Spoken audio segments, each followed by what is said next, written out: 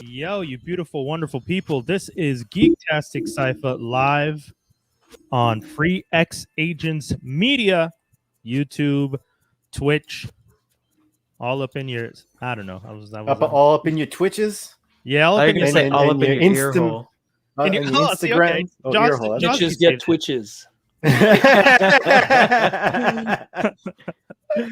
We Well are said. live. We are live. We are live. We have another great show for you guys this week. Episode 274. Motherfuckers. God damn.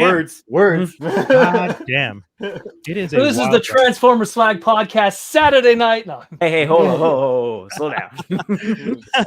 I'll take a step back now. Oh no, by all means. I mean, I did literally put the image in the middle of ours, like I do for whenever we have guests. So I'm sure there's some people who are just like, "Wait, what's happening? That what Geektastic 6:30?" Yeah, but that's just I always use the images from our guest as the centerpiece for the podcast promo, so that people get to see who we're talking to this week. And with that said, ladies and gentlemen, I've known him since we were 10 in the schoolyards in the crazy city of Montreal. My friend, you know him, you love him. He's done an amazing job in the city of bringing some conventions to us. He's probably one of the most known Transformer fans in the city. No, rewind. In the country, In the world. in the world, in the world. My Ladies name and is gentlemen, on this stuff, boy. Yeah, You know? ladies and gentlemen, Daniel, aka Proto Man. What's up? Shout What's out, up, dude. sir? Once again, I do have to get the applause every time we do this, and every time I don't have the applause, I feel bad because some people deserve Golf applause. So clap. folks, let's do it. Let's do it. Shout out. One of Clue's bombs on him. Oh, wait, no, it's wrong show. Sorry, wrong show. Dude, it's fun to have you on the show. I've seen you comment a few times when we've talked about some geek and toy stuff. You're always just like, yo, I should have come on for this one. Where you guys gonna talk about 90s toys and not have me on? Yeah. And on my end, I listen to your episodes because you're doing it daily, which is Yeah. awesome. And I'm a madman. Hey man, when I got laid off, I jumped in and started doing daily too. It's fun. Like doing the daily podcast really makes you feel connected to people. You have so much to say to people. You get to connect, you get to tell stories, you get to do the research and be involved and talk about things you're interested And in. YouTube likes those algorithms. Yeah, that's true. Yeah, that's exactly it. Like I was Work with listening- the system. yeah. Yeah. Like, and you talk about stuff that, like, me as a nerd, I'm not just a toy nerd, but I'm just a nerd in general. So like the episode you did where you talked about the packaging and the anti-theft device stuff just recently. I think you did that one yesterday. Yeah, that was and it's not to plug something else, but I've been working on another podcast called The Toy Armada, where I've been interviewing and talking with people who've worked at Kenner and Hasbro. Yeah. And we go knee deep into like the nitty gritty. And what I like about that one is like we did a whole episode just about Aliens and Jurassic Park, like those two franchises. Yeah. So and all the crazy. toys related to them during that time and how they're made, how licensing works, the likeness of actors, how does that work? Is the Sigourney Weaver sign off her face for like toys and stuff. So we go knee deep into that stuff, and we've already done 3 episodes of that. We're gonna do a 4th one. Those are like long form though. They're like some of them are like 2 hours long. Those are like master classes in toy stuff. Just they're really good. Like I'm very happy with those a lot. Oh, Skinny's here. Nice. Someone say toys. He waited this whole time. He was just like sitting back. He's like, hold on, I'm gonna like log in Make now. a grand entrance. Just remember, me and Skinny, it's both blue screens back here. Don't believe it. Especially Skinny, but Yeah. most especially Just blue screens. Not really. Wendell's is the only real one here. Yeah, it's all in boxes. Reporting from his attic, Jaws D. Oh, man, I tell you, it's rough up here. It's rough up here. It's cold. It's chilly. Oh, that's funny. But yeah, I it's something that I've been working on recently, and that one, like, we're not making money from it. It's just we want to like celebrate all those guys that worked on those toys because, like, especially when we did the Star Wars episode, which was we were talking about Power of the Force, like the '90s toys. Yeah. None of those guys that worked on those toys are with us anymore, and they were never celebrated. And I remember when I was doing the interview with him, he's like, "Oh, like I think it was Mark With who? Brand. With who in particular? He designed all those first wave of Star Wars toys, and he passed away, and like no one knew who he was. With Because who in particular? Who's the main Mark, dude that you're I think talking his to? name's Mark Brand. I think. No, I mean who you're talking to on that show. Yeah, On that was Toy Aaron Armada. Archer. Yeah, Aaron just, Archer just give him a shout out. Give him a shout out. Shout out to Aaron Archer, head of Boy Toys development at Hasbro. And before that, Kenner in the Cincinnati office back in the day. Oh, wow. But yeah, it's just, like those dudes, man, like a lot of them didn't get celebrated. So who still is alive is able to tell those stories and go like, oh, the reason why, like, all the Star Wars toys were so muscular and everything was because they were looking at what was happening with the X-Force comic books and Rob Liefeld, and they're going like, well, look at these jacked dudes. Like, muscles, abs that don't Luke exist. Skywalker jacked, we're gonna make like Darth Vader and the Stormtroopers jacked, and that's why that first couple of waves of Power of the Force, everyone was like they hit the gym. They're on the juice. All the pouches. Luke Skywalker could have used a couple of workouts. Let's not. That's Mark. Few of them. Well, I mean, it was a different time. It was the 80s. I mean, if you're wielding a lightsaber, a saber that's made of light, do you really need muscle? No, but I feel like you need muscle. I feel like you need muscle just constantly running around space, different gravity shifts. You don't need to lift anything. But now I kind of want to. I want to see the fat Jedi now that Wendell points it out. Like you really like. I want to see if you've got the Force. I mean, like, think about it. They're using the Force to move you, right? So Yoda's people in Star Wars are terrorists and drug lords. I know. I was just gonna say. But think about it this way: is always a bad guy. Yoda's constantly walking around with a cane. Yeah. And then all of a sudden, when he starts to fight, he's got the lightsaber out. He's moving around and all that craziness and all that stuff. That's energy conservation, sir. That's what that is. And then same with with Luke, where he did the Force. I guess the projection. Yeah, doesn't have to be anywhere. Doesn't have to get on a plane. Yeah. Just go, what's up? I like that. Doesn't have to be on a plane. I like that. That's where you went. Can you imagine if you could force project yourself to Hawaii? You're just sitting in your house. You're just sitting on the edge of a volcano, being like, I mean, even if the volcano erupts, I ain't getting burnt. He's basically pulling a Naruto with the shadow clones. Shadow clone jutsu. Yeah. God damn. We're nerds when we can connect all those fucking different nerdisms into one. Yeah. That's pretty much what I've been doing. That's cool.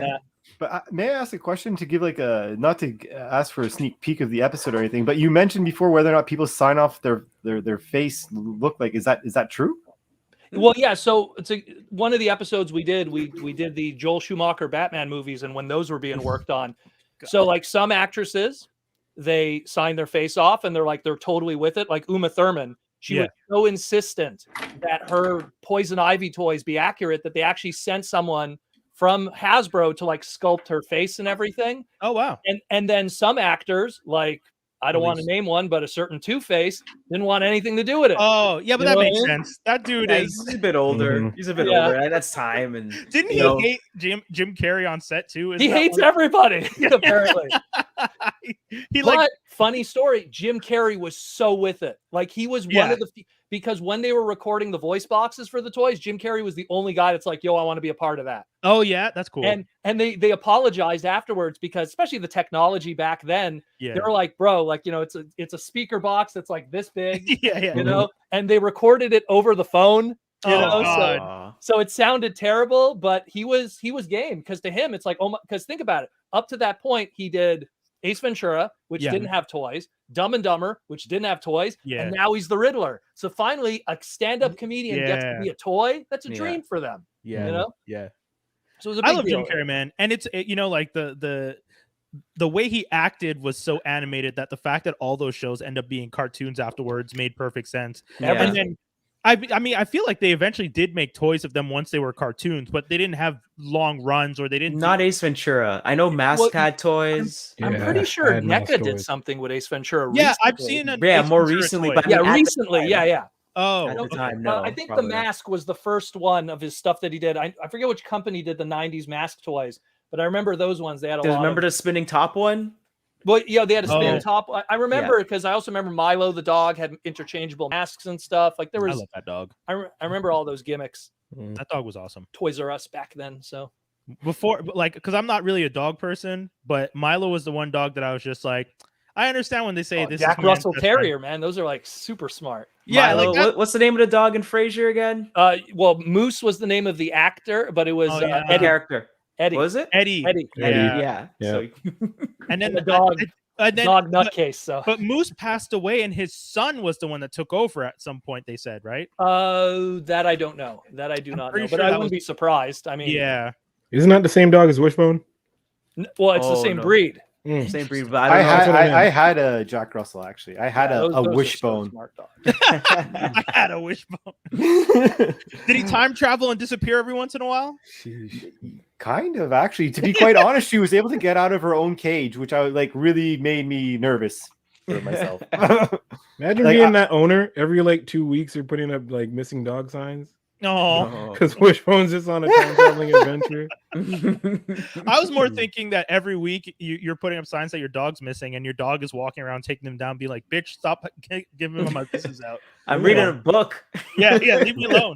getting into a book. I'm out in sucker. these streets. Stop having people What's looking the for me. story, Wishbone? Wag Oh, another man. tail. I miss those. But what was the other thing? Ghost Rider?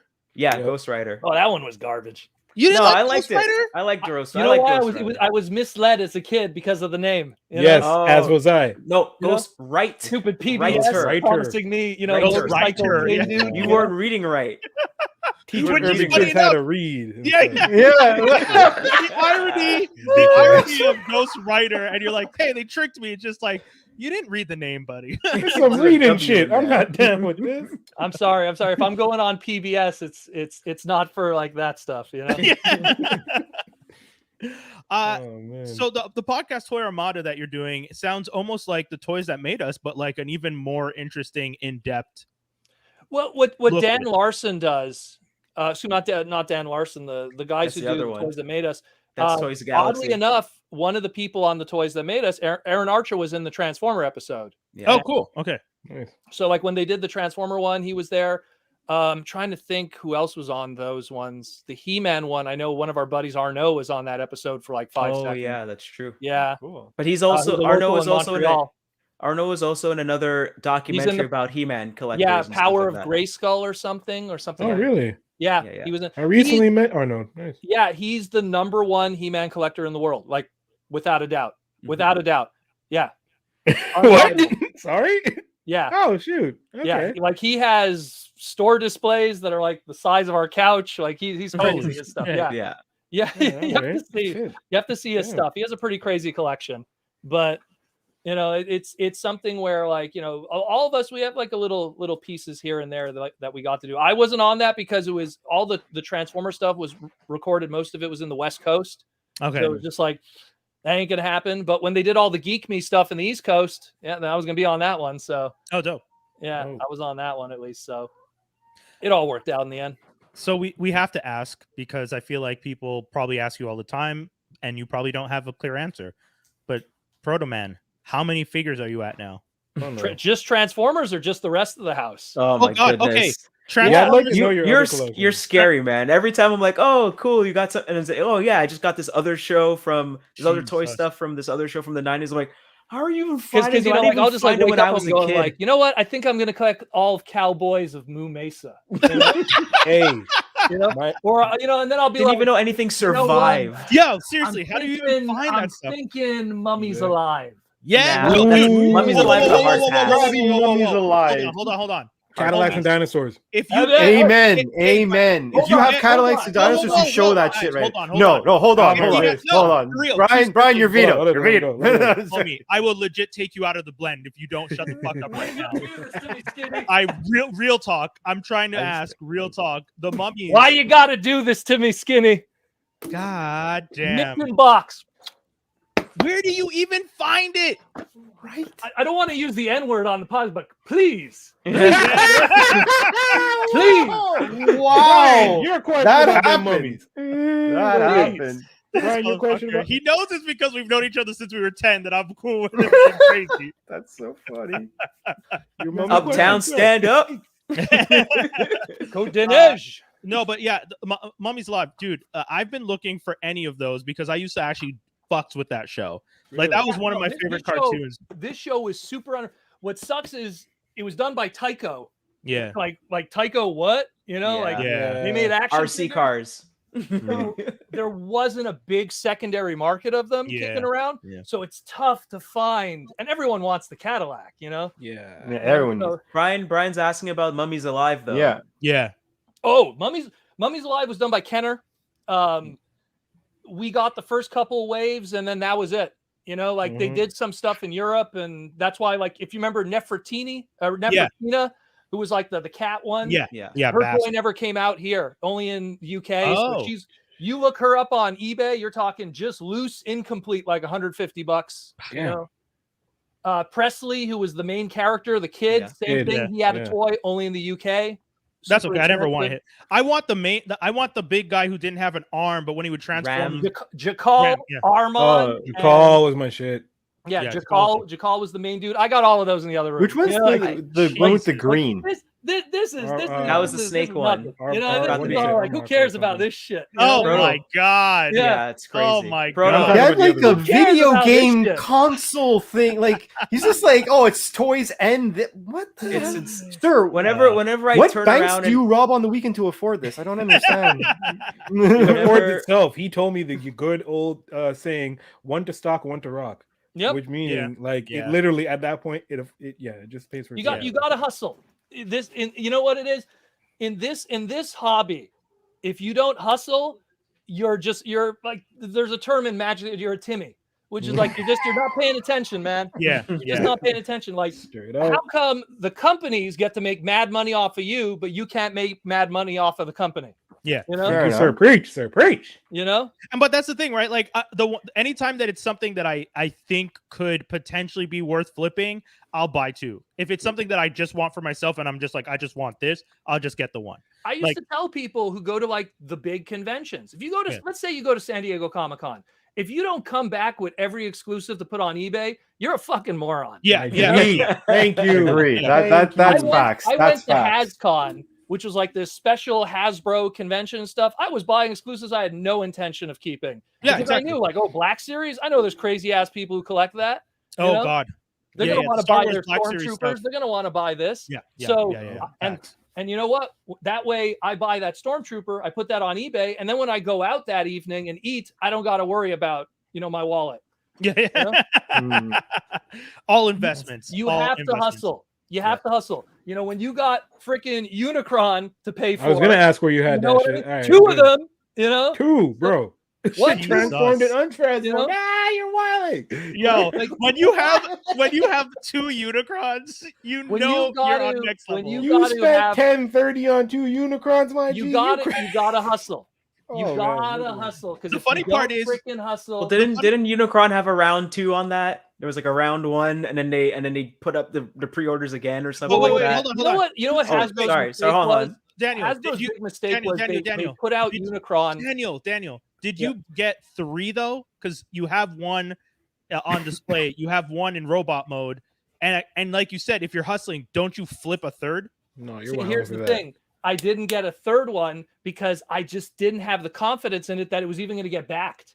Because interesting. like what Wendell was saying was when they first like dropped it, right? Yeah. It was the day after TFCon, which I Yeah, thought was the stupid. How do you so this is an item that's made for specifically the hardcore collectors. Yeah. And you released it literally the day after every one of those hardcore collectors got a hotel room, went to a convention, paid for flights, and obviously bought stuff from that dealer room. So everyone walked out of TFCon that Sunday into Monday going like, oh, I'm scared to look at my credit card. Yeah. And then they go, oh, by the way, here's this like $700 transformer you want now. Oh, and you got 30 days. Yeah. So I was like, are they out of their minds? Yeah. You know, are they out of their minds? Like, talk about really bad timing.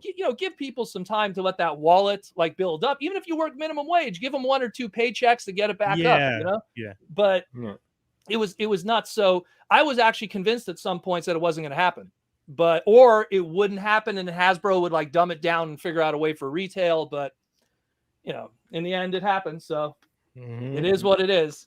And that Sentinel, the other one, the Sentinel that came out, because a I buddy think of the mine. Sentinel's better than Unicron. Yeah. See, I had a buddy who said that he has 2 I Sentinels. think in terms of what you got for it and the quality of the build and the pay, And I mean, Sentinel's an army building thing, so you know how many of those guys bought like 5? Exactly. You know? Yep. I know many of them. I didn't get one, like, sadly. Because Unicron, at least you could understand. Obviously, you know, Transformers has their own thing. You want to have both modes, but yeah, you know, Unicron is not an army building thing. But stuff like Sentinel, you know, like obviously the Galactus, that's a Unicron situation too. Yeah. You know, but is the Galactus were they bigger the than same? Mad money? The Galactus is bigger than the Sentinel? Yes. Yeah, Okay, Sentinel and Galactus are huge. Yeah. But to be fair, a lot less parts. You know, Unicron's got a transform. Yeah, you gotta have gears and stuff and ratchets in a lot of ways. You know, the Sentinel's a toddler. Jesus. Yeah. How long does Unicron take to transform? I can't imagine it's complicated. The first day I opened it in my kitchen because I was like, I need a lot of space for this because the box that it came in was like the size of a dishwasher. You know, like my Instagram post, like it's on my front door. It's like Maytag dropped this off or something. Yeah, you know? I saw. Yeah, I remember. Like it has like these 2 handles on the side. I would say it took about an hour, but you know what? That's the first time. Yeah. You know, afterwards, I'm pretty sure I could do it quicker. You know, you know, it's just it's a crazy mofo, that thing. It really is, and it's to me, I don't think it'll ever happen again just because the retail world doesn't exist for it. United States doesn't really have a good platform to have a big item like that. When I remember when Toys R Us still was a thing, they did the Black Series TIE Fighter, which was like, you know, this big mofo. But even then, a Black Series TIE Fighter, you know, each one of those wings could be put flat in a box and you could assemble it. That Unicron, I don't know how that beach ball motherfucker would have, you know, worked in retail. No retail store would say, yeah, sure, we're going to have space for that. Yeah. No, yeah, sure, we'll make space for it. It's not worth it for them. Chris is asking if you got Ninja Turtles. I know you do, but yeah, I mean, I collect rare Japanese vintage Ninja Turtles. That's how deep it goes. But that being said, yes, I have a massive Ninja Turtle collection also. Did I tell you I had Scratch the Cat? No, so I don't have Scratch the Cat or the Dalmatian or Lionheart because they are ridiculously expensive. I had one. I have all the other, like to have Saint Turtle, which is the Japanese combiner turtle from the Japanese manga. All of the Super Turtles, all of the Armor Turtles. I got those. I like collecting the Japanese stuff because that's the stuff that I know down the line, people, if they ever do want to start collecting it, there's not going to be much of it out there. So I wasn't like, you know, on top of getting Scratch and all of his accessories and stuff. So I never got to that. And now the prices are so crazy that it's like, you know what? If it falls. How do you feel about Super 7? Well, Super 7, I don't buy their Ultimate stuff except the Transformer stuff.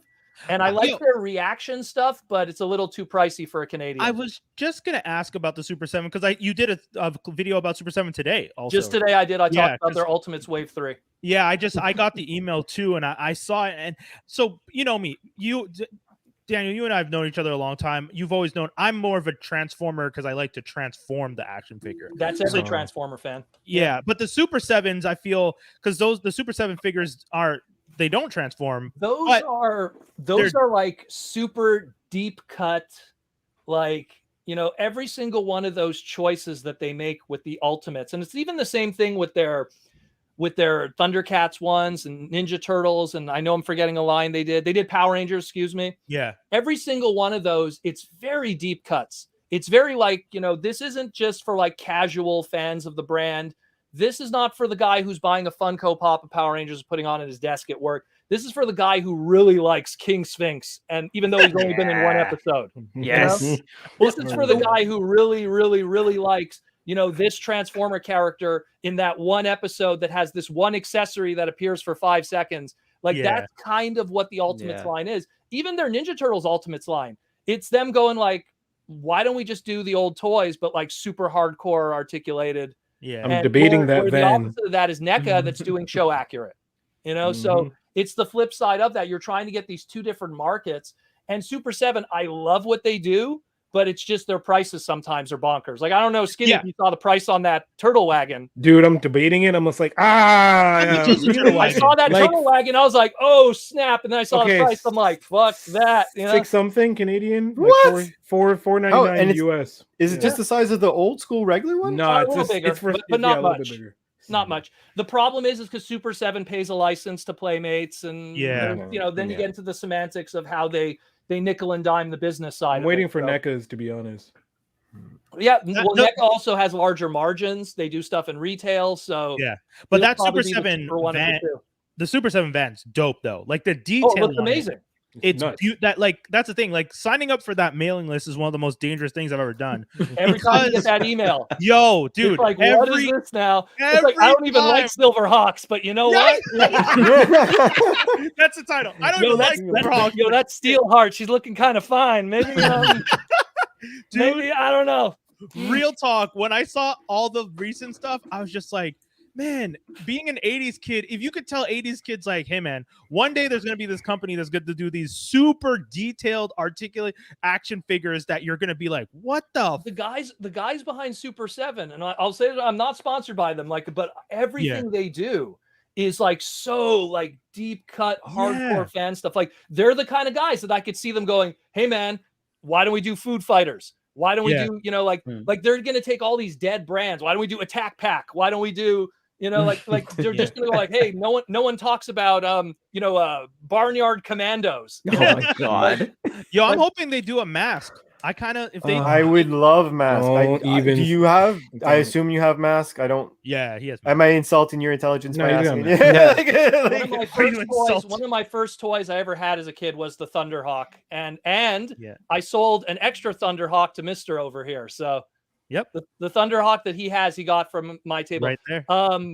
Mask is the funny thing with that was when I was doing stuff with Hasbro, Aaron Archer, they were trying so hard to figure Mask into everything. There's been so many different like attempted reboots, and why don't we like when Transformers Prime was on TV, the original plan was that they were going to do a spin-off series involving Mask, and the Autobot headquarters, the HQ of Mask was going to be Boulder Hill with the Autobots. And Okay. yeah, and the Autobot HQ in the Transformers Prime cartoon is Boulder Hill. It just never got to that Mask component yet, which is Right. you know, so there was a lot of plans like the same thing. Look at the Snake Eyes movie we got recently. That was like a long-term idea. But that was them going, look, people only care about ninjas anyways, you know? Yeah. Look, I don't like certain business decisions, even though I they get don't it. work out in the end. On paper, it kind of makes sense because we've tried all these other things with G.I. Joe. It didn't work. Why don't we just do ninjas and see what happens? But the problem with that one wasn't that because we do all just want ninjas. I'm not. They weren't. Who doesn't wrong. want ninjas? They weren't wrong in saying we want ninjas. The problem was the story isn't good. Like my theory for years, and I've said this so many times to the Hasbro people, and G.I. Joe fans will kill me for it, but I've said it many times to guys at Hasbro, and I said G.I. Joe today is the Flash Gordon and Dick Tracy of the 90s, which is you're trying to take a brand that when it was the 90s and they were going, yo, we're going to make this Dick Tracy movie. We're going to have a McDonald's promotion. We're going to have a toy line. We're going to have Christmas ornaments. And we are going to bring Dick Tracy to the 90s. You know? Warren Beatty, Madonna. Warren Beatty is not only going to direct this movie, but he's going to convince us all that he is going to be the star too and make out with Madonna. Man. We're not talking, 2021 Madonna. We're talking 90s Madonna. Yeah, you yeah. One thing I'll He give hasn't to had Warren sex with Beatty. Ricci yet, like. They were dating at the time. They were together at the time for that movie too. What, really? No way. Yeah, they were together. They were Okay. dating. Yeah. Okay. Dude, I take it Madonna back. was with One Guy thing- Ritchie in the early 90s. I'm sorry, Madonna and your pussy hat. I'm sorry. One thing I'll give Warren Beatty though, he still owns the rights to it. And when smart. Yeah, and he's when being the stubborn with it. when the rights were about to lapse, he did like was it? It was an interview of him interviewing himself as Dick Tracy Something to like that, retain yeah. to retain the rights because this man still believes in Dick Tracy. But what I'm trying to get at is just like there was just like in the 90s, there was these attempts like Flash Gordon too and many others to bring these like 60s properties and people just going like, look, it just doesn't work today. It just doesn't. Yeah. Well, wasn't Star Wars originally supposed to be Flash Gordon, and he couldn't get George Lucas couldn't get the rights. He and wanted so he did to his do own Flash thing. Gordon movies because he was obsessed with the serials of Star Wars. Yeah. And the famous scene of Luke Skywalker with swinging with Princess Leia is straight out of Flash Gordon Yeah. of those serials. really? That Yeah. famous, like he shoots the thing and then he swoops like in episode 4, you know, it comes from that. So, wow. you know, like it's just G.I. Joe. Look, I love G.I. Joe. Don't get me wrong. My favorite character is Dusty, just to put it out there. I love Dusty. Beachcomber He's over always here. cool. You know, like I mean, Snake But- Eyes. The man burns his in the Transformer GI Joe IDW crossover. The man literally burns his face with gunpowder. It's yeah, like, no, yes, like that's a hero. Like That's the hero. that's a hero. look, man. I like, you know, come on, Zoom, work with me here. There, There you you go. You know, the omnibus. Like, yeah, like, yeah. Snake Eyes is the man, but it is such a tough property to Yeah. sell Yeah, to yeah. the modern, like kids today. They want G.I. Joe. They play Call of Duty. They play Fortnite. Right. Fortnite already has their version of Beachhead and G.I. and Snake Eyes and all of that in it, like literally bootleg versions of them. But Yeah, the let's fact of the matter is that if we get into Fortnite's ability to bootleg everything in the world, but without- but it's a credit to those brands and how, you know, you're not using Street Fighter to sell Fortnite, you're using Fortnite to sell Street Fighter. Yeah. You know, Mhm. like it's that's the sad reality of it. And that's when like you have crossover brands like Star Wars Transformers or Star Wars, you know, Marvel. It's you're trying to boost up a brand while another one is down. And right now, G.I. Joe is in such a funky place. And after that Snake Eyes movie came out, literally Aaron Archer of Hasbro was like, yep, we'll be back in 4 years. You know, like we just put ourselves in purgatory for 4 years Yeah. because Damn. it didn't work out. Because then you go back to the drawing board and go, what do we Yeah. do? What do we do? All right, Brian, Skinny, what do we do? You have the pen now. How do you Oh, save dude. G.I. Joe? And no Uh, offense to you, there's nothing you could do because the market doesn't want G.I. Joe. Wait, hold on. I love that there Hold was on. even hold a on, chance. hold Hold on. You If I make have them. G- You I make have them save the G.I. Joe. BETs like in the animated movie. So if I have GI Joe, the thing is, again, the way Snake Eyes approached Cobra was well done. That I will give them. Cobra as an organization that's working with the underworld, that is slowly like seeping weapons into the industry and stuff like that around the world. That was actually good. The problem was the story itself with Snake Eyes making him a villain and making him this horrible bad person. I have Like- to cut in there with that kind of logic though. The problem is you're speaking as someone who saw the movie. Here's the thing. You Yeah. need to speak as someone who looked at the marquee and said, "Nah, I'm going to go watch that instead." You know? The Oh, thing 'cause is the that name? no one even wanted to go see the movie to see that it was bad. Oh, It's one thing that people see Avatar and then go, it was okay, but it still made zillions of dollars. yeah, You know, you need to get that Avatar money, which is you trick people to go see the movie. You know, even if it's shit. Zoe Saldana in blue body paint, half naked. That's the trick. That's You know, my favorite thing was that's that Duke Nukem guy. You know, like whatever. his name is. I would mean make Cable? a. I have never sat through a movie and rooted for the hero so much like I did this one. I don't know why. I would You mean make the a- villain? You mean the villain? The villain. That's- oh well, no, Excuse he would me. call him the hero because that's his point. That was me when I met Jim Starlin. I met Jim Ah. Starlin. I was like, Thanos is my favorite hero. I mean, villain. And then Jim Starlin's like, well, some people think he's a hero. So, yeah. Yo, dude, in that Hawkeye episode where it goes Thanos was right, and even Hawkeye himself kind of looks like. I was like, whoa. Ultimate's Hawkeye would think that. Oh yeah, my for sure. God. Yeah. But I have But- a question. Oh, sorry. It is. Yes. It is, Dave. It's just because I know we could go on tangents forever, but I wanted to make sure to ask this because I feel it's appropriate to ask. And if it's more than one, go for it. But do you have a favorite? Oh man, that God. man. Yeah, we what? have to ask. We have to ask. Shoot, that's a fair. favorite what? A favorite what? Action a figure. favorite action figure, or if you're like, well, I have a top 3 or whatever, hit us. But I'm curious, like between all the brands you have, what are you saying is the one that stands out? And then like, you know, don't just, in my opinion, it's like not necessarily the most expensive. The one that's like No, favorite. basically, that's the right if there was word. a fire, which one are you grabbing? Oh, Yeah. but fire's different because it's going to be sentimental stuff. Yeah. Yeah. Like Okay. I'm going to take something my grandmother gave me. I'm going to take some like the stuff that I'm going to take during a fire. If you like brought that to like a speculator guy, I'd be like, yo, that's $10. What are you doing? You know? That's like Yo, the. motherfucker, your house is on fire. You took That's this like shit? that's When like the we're end of the talking, movie. like you know, right? Like, and the thing with Transformers is that changes constantly. Like right now, my favorite Transformer of all time is Studio Series 86 Hot Rod Oh, okay. because that was a journey. Okay. You know, of like getting to that. Yeah, that the amount of it. That's like so many 25 years of tries. I am engineering there. so annoyed. And so many like, tries. Wendell and then we also finally got owns this the other guy. versions. Well, yeah, This Wendell, guy got I got so jackpot many. today. Yeah, the black version of Jack. Yeah, but the point is that, you know, so like that right now was like one of my favorite Transformers ever made, just because I know the engineering journey of it. Then when you're talking like other toy lines, like, man, there, you know, I've said it many times, like, I need a bigger house, you know, like I bought a 12.5 house and I have no space, you know? So like, so do what Biz Markie did. Buy another house. Yeah. Like I, you know what?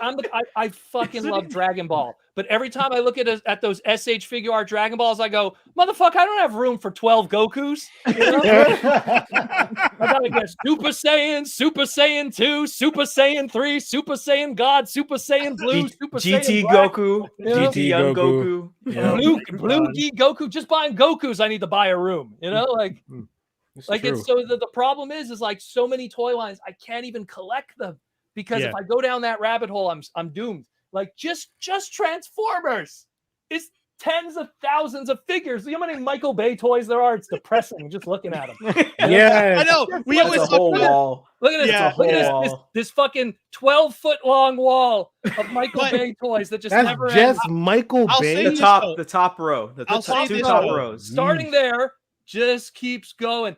I'll say Thousands Yeah, of I'll say Michael this. Bay toys. And by the way, that end there, that's Age of Extinction. We're not done yet. God. We're not done yet. We're 'Cause not fucking done When yet. you and I have had the conversation, Daniel, about the Bay, you said the one thing that made me flip a switch that I had to agree with you. As much as we dislike what he did, we have to acknowledge that him doing it when he did it is the reason that the figure is continued coming out and new shows. 2007. Yeah, I said this on your show on not a journalist. 2007 was such a turning point for geek culture because number one, iPhone became this big thing. All of a sudden, you know, even the most casual person could Google anything they want on the toilet. You know, where back in the day, you know, look, I don't know what actually, I'm assuming everyone's doing this from a computer, you know, but I'm still the old man that goes to a PC to do all this stuff. I don't really do stuff on. This is an iPhone 5, you know, like. Oh, damn. Yeah, I'm old man when it comes to that. It gives me enough power to go on eBay and check something. You know? Yeah, that's all I need to do. Or like if someone's buying or someone's like Instagram messaging me right now, you know. Yeah.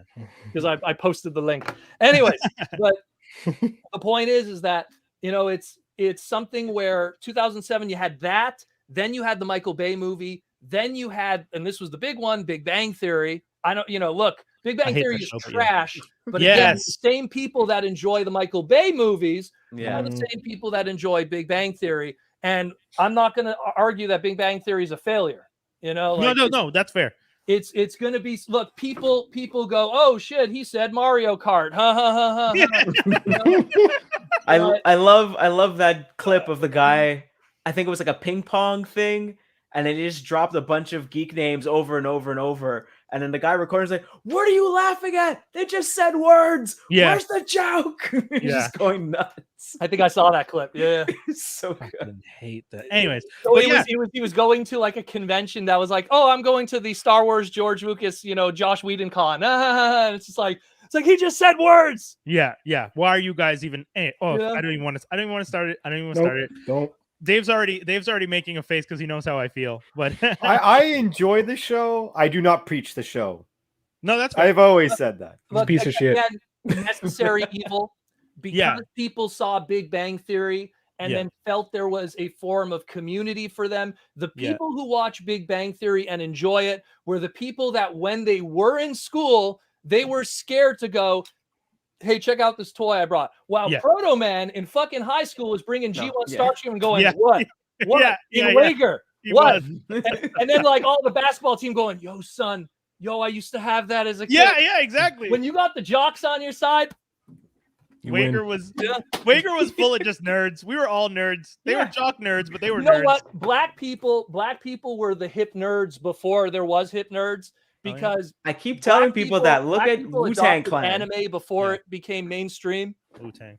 Like Okay. like the when we kind of joke about Method Man wanting to be Bishop, like he's But we're calling not himself. joking. He really wants the I role. no. But I mean, I don't mean like that. I mean, we're kind of clowning him. It's like no, like he keeps talking about 1997, Johnny the Blaze. Source magazine. When you listen Rap to any of his, magazine, the Source mag. I have the issue. Here's White Boy Daniel. I forget who it was. Shout out to Jason John, who used to write rap lyrics in the back of class. Yeah. Jason had the Source magazine issue number 53.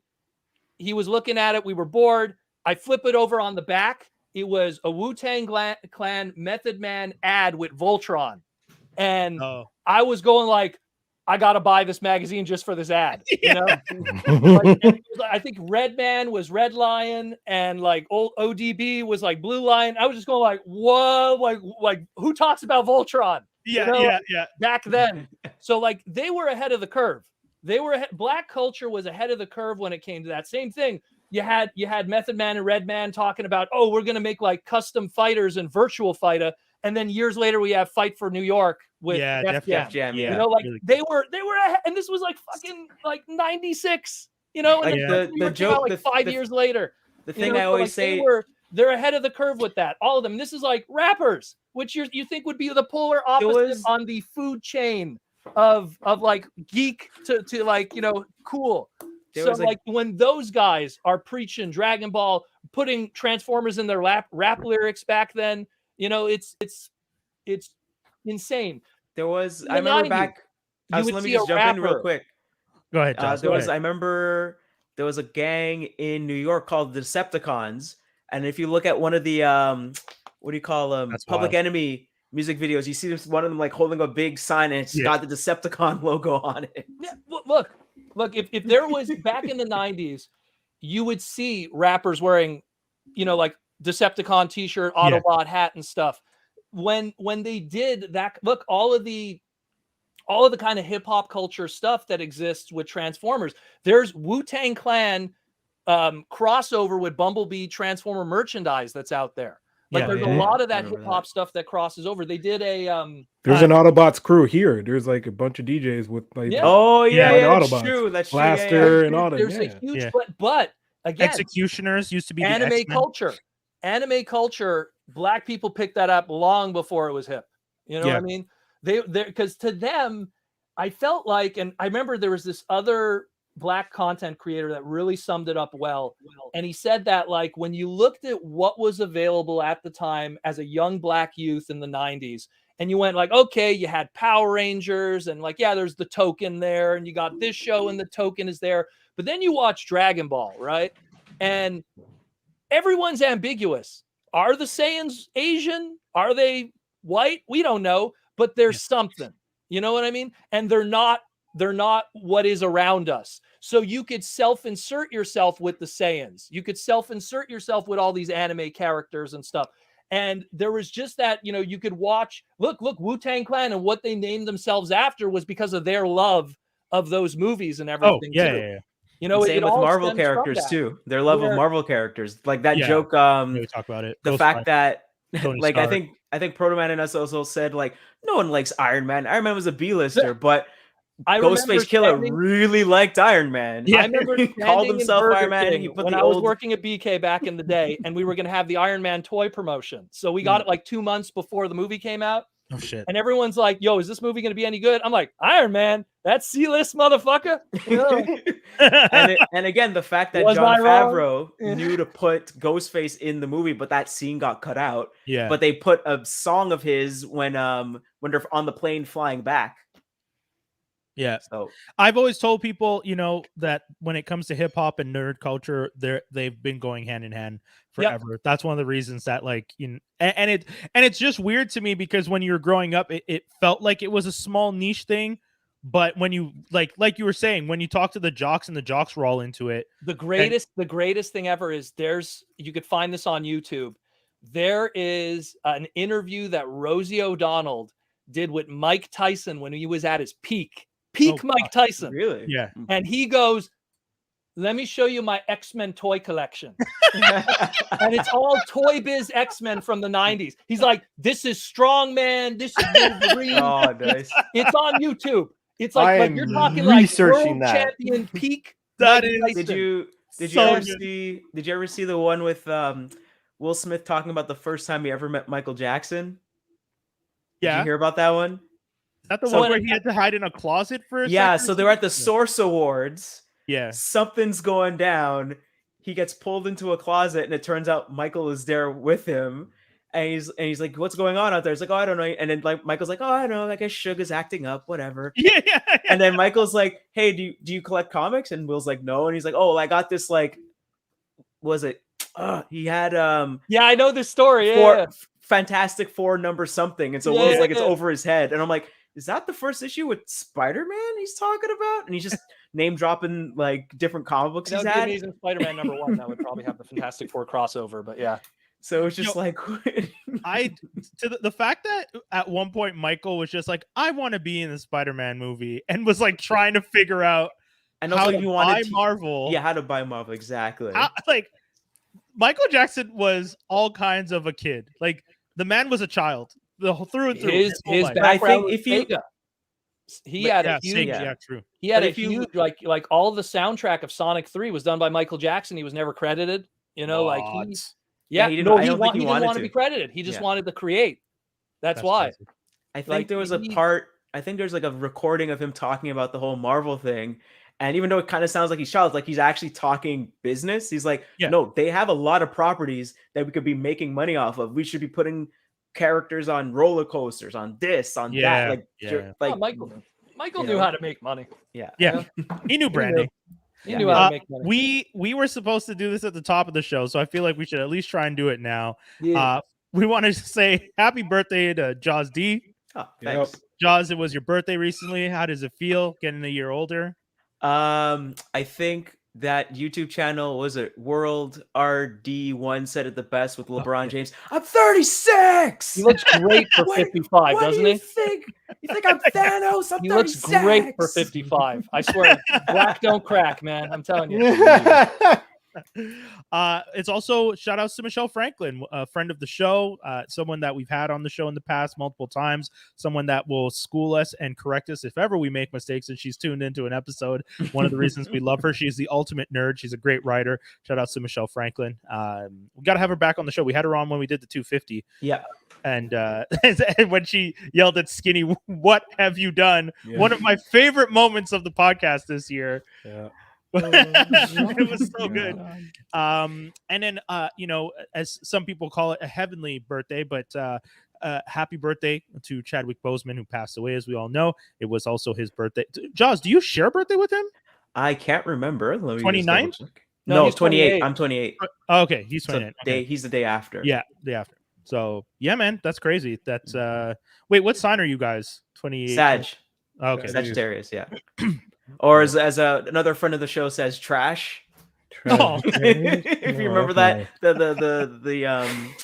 was one of the When your relationship parents fuck episodes. doesn't Oh, determine it was the one kind of of person you yeah, are. it was the Valentine's Day episode. That's When what it was. Cece came through. Oh my I god. was just like, oh, what did I do? I didn't Yeah. do anything.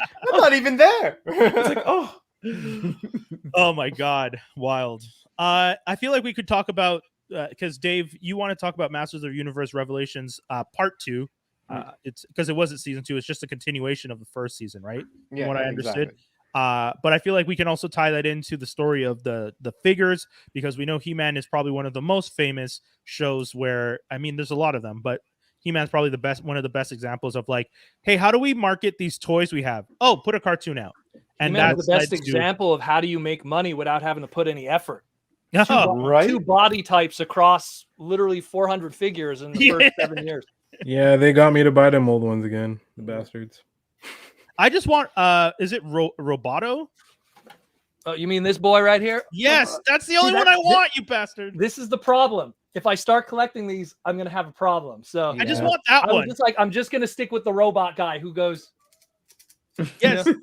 Is that a new one or is that one of the classic So ones? what they did was they did like the classic design, but they added more articulation than the original toy, Okay. essentially. Okay. So it's kind of like a mixture of in between. They're not straight up reissues, Okay. but they're not like 100% like, let's say, the classic series that they did with Maddie Yeah. back in the day, where they were like, I guess, updated versions. They're kind of like a meeting, and it's kind of like what Super 7 is doing. Like if you Okay. like what Super 7 did with the Ninja Turtle stuff. It's kind of like that.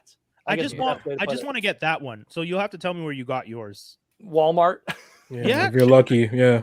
I found She-Ra at Walmart. Yeah. Oh no. Yeah, we have Sheer also. We have that one carded. Yeah. Yeah. I gave You that to guys my go sister. early though, right? Skinny, you were telling me the same thing. Like you tend to go early on the weekend. Just Hell kind yeah, of. man. Like 8 o'clock. 8 o'clock in the morning if I I can. do when I do my groceries. You know, like, Oh, really? Yeah.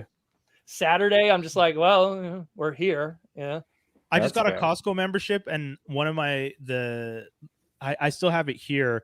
The Optimus Prime and Ultra Magnus combined. The 2-pack from Cybertron. Yeah.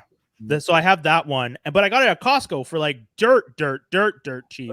Dude, I have a screenshot from Costco, and it's on my Twitter. I was showing it to people. Oh, You saw this? You know what I'm talking about? just people. I'm seeing conversations all over the internet. Just people like, "Hey, where can I get that? Where can I get that?" And I'm like, "Didn't So, anyone see his post?" Remember Metroplex back in the day? You got Yeah. so Costco had it at one point for 75 bones. you Woo! know? Was that Yeah. recently? That was like now. No.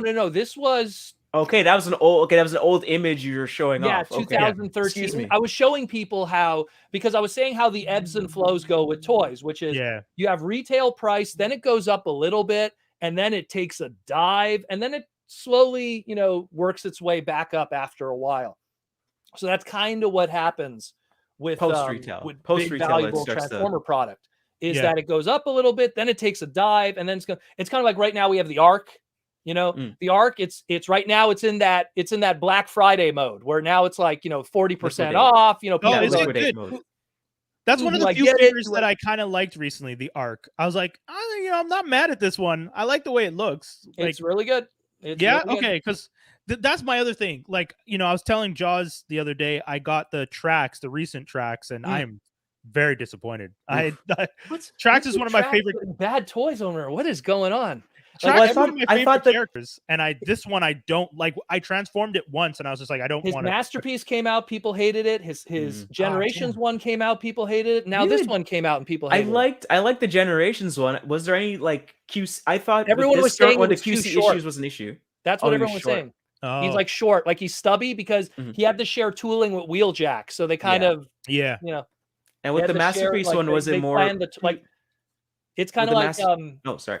I was just sorry. I was just gonna say it's kind of like how now what they do is when they design a toy, they kind of plan the repaint at the same Yeah. time. yeah, So they kind of go like, well, it's and that's now we have to do that with everything. Where it's like to give an example, like this is, we call them Skywarp, but it's Silverbolt. Like when they did the Air Razor, they were already planning this baked in with the pieces and the parts. Like it's funny when you remove his back piece here, you could actually see the tooling for Air Razor because they knew in advance what they were going to be doing. So it's the same thing back then when they made that Trax toy and they were like, oh, it's going to share it with Wheeljack down the line or vice. I think it was Wheeljack came first and vice Yeah. versa. Yeah, I think yeah. So- so. It was. So that happens a lot. And unfortunately it affects the toy, I'll so- say the alternator though for Trax I like. Oh, the alternators were fantastic. All of them. Every yeah, single one of those bad boys. Yeah, I got them all Ye- down here. Nice, beautiful alternators. Your there. first gateway, Brian. Yeah. Your first gateway, No. Doc. The alternators? No, well, Yeah. I told you guys my first my Optimus Prime shelf here. My first one was the 2006, 2007 Optimus Prime. Just describe it. When you separate the front cap. Well, first of all, it's not a flat nose. It's a Long nose. Okay. Yeah. No, that's okay. And when So you that narrows it separate down. the arms, you have to push them down. It has a little. He has G2 Laser Rod Deluxe Class Optimus. Yeah. No, but I mean, Does it- what does I it mean come is with a you. sword. I'm Yeah. Oh. No, this one didn't come with a sword. He came with a gun that folds. Is it the one that folds? You guys keep talking. I'm gonna go pull it out. What I was trying to say Did was you just say like you flat coming nose or back long into the nose? fold. Because I'm gonna go get mine. Then. I was gonna go get mine, Yeah. but if we both go, then one's gonna be talking. Doc, I was saying when you Yeah, came leave him back all into the alone. fold was like the alternators. I remember you started getting more and more and more. and you were Oh yeah, posting up that's pictures. fair. The alternators was That's when what I I meant. heavy started collecting. Yeah, that's a fair statement because I had just done those ones, Mhm. the Optimus and a few others, and then the alternators came out, and I was just like, oh, these are pretty sweet. Yeah, it was a good time Um, to come back in. I was gonna say, where did Dave go? Because we are supposed to jump on and talk He-Man, We but lost I, everybody. Well, remember he had a thing. Remember? true, that's fair. Yeah. Have any of you guys been watching Hawkeye? Because we were going to talk about I Hawkeye. have had no time this week for the Mm. the new JoJo cartoon came out. Oh And- yeah, okay. the new anime. And so here's the thing. So I thought it was going to be like normal anime. You get one episode a week. They're like, nah, Netflix style. Here's all 12. And I'm like, are you serious? Yeah. shit. So, Watch it all now, baby. well, so I just like did 6 episodes in one sitting. So I was just like, Nice. yeah. So Are you guys liking any of the animes on Netflix? Because I know a lot of people. Some people are saying they don't love the Netflix anime culture. Some people are saying they like the Netflix approach to it. What are your thoughts on it? go Wendell. Some stuff I'm liking. I'm liking what's her name? Aretsuko, the metal panda girl. Yeah. That one I'm enjoying. I actually liked was it the Way of the House Husband? I think that's pretty funny. I mean, the animation's really limited on it, but the jokes are really good. And it's just basically a Yakuza guy stops being a Yakuza guy and becomes a stay-at-home husband. And it's just him being really Yakuza and dedicated about, like, you know, cooking, about doing the house chores, cleaning, and just being hardcore about it. And I find it's really funny and entertaining. It's not, and I know the animation's not like, it's not doing anything complicated, but it's just the jokes are hitting really well. And the fact that we're getting JoJo out like that. Oh, and Baki I really enjoy. Hanma Baki. I want to get in on because it just came out. I'm enjoying what they're doing. I mean, you can't just have one spot, which is like Funimation or Crunchyroll, just having all the anime. Like we need variety. It needs to. We can't just have a one shot stop for it. Like it needs to be all like everywhere, or at least spread out for the most part. I know a lot of Gundam is out on Netflix too. Like they have the first 3 recently last year. All the first 3 Gundam movies are up there. Orphaned, Unicorn's out, Hathaway's out. Like definitely, I mean, they're subtitled, they're translated, they're dubbed. Like whatever you need, it's there. That's wild. And you get the option to pause it if you need to read it, slow it down, pause it, go back, catch a joke, catch a really cool animation thing. Can you watch it slower? I mean, not that anyone should, but no, I don't watch it slower. Like when I watch some shows, like I'll laugh and then I'll be like, oh crap. Oh, you missed, yeah. I missed something. Let me go back a little bit. Or like freaking I watched the Office with the missus, and Michael Scott burns his foot on a George Foreman grill. And then he asks Stanley, what is this? What does this look like to you? He puts up his busted foot, and Stanley just deadpan looks at it and goes, mailboxes and etc. I had to pause the show and get the laugh, 5 minutes of laughing out of me before I could continue the show, because it just hit so hard. Like this man could not be bothered. Doesn't turn his head, just glances down, mailboxes and etc. Like you messed up your phone that bad. It doesn't look like an accident. It looks like you went to Kinko's, you know? So yeah. So I mean, I'm enjoying Netflix. The fact that you can, you know, reminds me of watching stuff on my computer where you could pause it and go back and, you know, if you missed anything. Yeah. I know I was explaining to somebody the other day, I don't remember who I was talking to, but I was explaining about like the fact that I watch a lot of TV shows sped up. And they were saying like, oh, I know a lot of kids who used to do that with anime back in the day because there's so many episodes for stuff. If you're behind, that they would watch the anime at like One Piece or Dragon Ball. Well, that's it. Exactly. That's what they were talking Naruto, about. They specifically said One Piece was a show that they watched at like 1.25, 1.5, because there's just so much of it that they're like, well, I don't want to be this far behind forever. And I feel like the speed at what I watch, they'll make more. With some of those shows, you could, in my opinion, you could get away with it because there's so much. I don't want to say filler because that's been used to death, but there sometimes you're not missing too much with those shows that have those 500 plus episodes. But at the same time, you know, speeding through a sports anime or something like that, where, you know, the creators made a huge effort for you to look at the idiosyncrasies of the action, to watch it at 1.5. I feel sometimes that stuff it's not about the dialogue, it's about what you're seeing. And to really enjoy that and stuff. And something like JoJo, that's all about like that thing in the background you saw for 5 seconds, you know, So like it's all about like, haha, you did this, but I did this first, and and Yeah, another good show that's kind of like that is what was it called? Hajime no Ippo, Fighting Spirit, which is about boxing.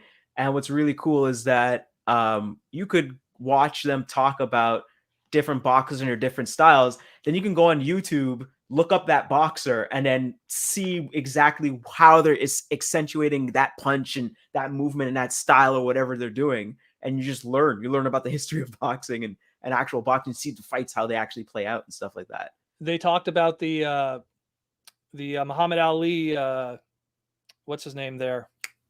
Japanese wrestler. Oh, Inoki. The Muhammad Ali Inoki, and big chin. Like they talk about that fight and everything, and then like you could go and then reference that real fight, like that kind of stuff. I feel like watching it in 1.5 doesn't do it a service. To me, when it comes to content that you're passionate about, I find it's kind of like music. You want to just enjoy it. Like, look, Brian, you love music. You would never like listen to an album in 1.5, No. And then judge it. You know what I mean? Yeah, that's fair. So it's kind of the same thing that I look at it when it comes to specific anime is that, or shows, that I would never watch it in 1.5 because, imagine watching something in 1.5 and then someone tells you, hey man, how about that soundtrack of the show?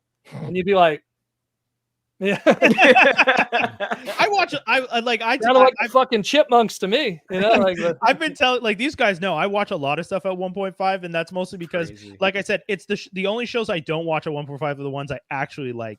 And if something is so good, I'll watch it at regular speed. Like Hawkeye that I just watched, I watched that at regular speed. I'm not watching Hawkeye at 1.5. Can we talk about that opening scene? Yo. Did you see my tweet? I didn't see the tweet. I just know everyone freaked out. Twitter gave me no love and was like, y'all suck. It was 7:30 in the morning. I'm like, y'all suck. It was terrible. I was like, really, they just gave it to you right there. Nothing. So for those of you who don't know, Hawkeye episode 3, and we're gonna spoil this scene right now. Yep. But I mean, we're not really spoiling because you don't see the person. You hear his voice. You hear the voice, and I'm willing to say the voice is enough for me because I know that actor, but. You hear Kingpin from Daredevil, Netflix's Daredevil. That's cool. You do. You hear the voice. Do. My boy is coming back in this suit. Terrible one. Yeah, you think they'll go that far with the black, red, and silver suit? I mean, what else can they not do? He's been in the blindfold. I was figuring they were going to do yellow and red, possibly. If they do that, I'll be very mad. Don't do that one. I'm a ninja and I'm in yellow. The reason that would make sense is because he's blind. He doesn't know what he's using. Exactly. That's the only reason. Yeah. This makes sense because he's tired of getting beat up. He's wearing armor or armor redness, or I don't know. But yeah, him wearing armor would make sense. That's funny. I thought that color was always blue, like a navy blue, but it's only because of comic print. Yep. I didn't think it was black. They'll probably release another one with like blue, like highlights and such, like they did Venom and any chance to make more figures. Yeah, that's exactly it. It's like variants. You just sold a Hot Toys. You just sold a 6-inch Legends. You just sold a basic scale. Listen, X-Men '97 is coming out, right? The cartoon is coming back. Boy. All the Marvel Legends are coming back. Every last hold me back from buying those VHS 6 inches. I swear. I'm like this close to canceling mine, but I ordered 2 of each because I'm just like, no, I need it. God damn. It's gonna get crazy, but yeah, so you get a scene with Echo, where you see her dad, and then there's a reference to Uncle, and then you see a big old hand on this little child's face or shoulder or something, and you're just like, and then you hear the voice, and you're like, well, that's Kingpin, that's Vincent D'Onofrio, I know that voice, that's some Criminal Intent, that's some Cell, that's some every other movie the man's done. We know who that is, so that was a pretty big moment to hear his voice, and then I was hoping they'd just show his face. At that point, guys, just show the man. Like, why you? No. You got to build up to Kingpin. No, we got to act like we're building up to something. We can't just give you everything. You got to make people care. Yeah.